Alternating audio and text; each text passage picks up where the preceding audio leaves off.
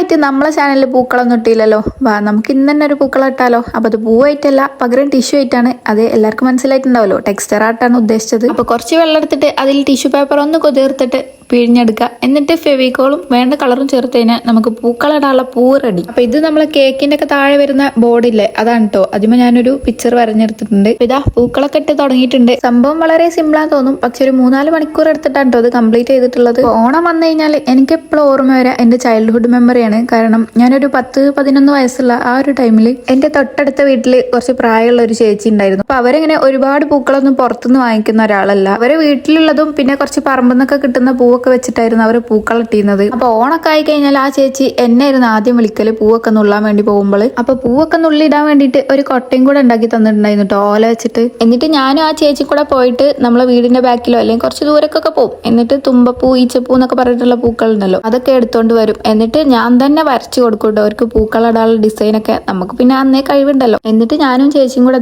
ഇതേപോലെയൊക്കെ പൂക്കളിടായിരുന്നു. അപ്പൊ നിങ്ങൾക്ക് ഇതേപോലത്തെ മെമ്മറീസ് ഉണ്ടെങ്കിൽ ഒന്ന് കമന്റ് ചെയ്യണേ.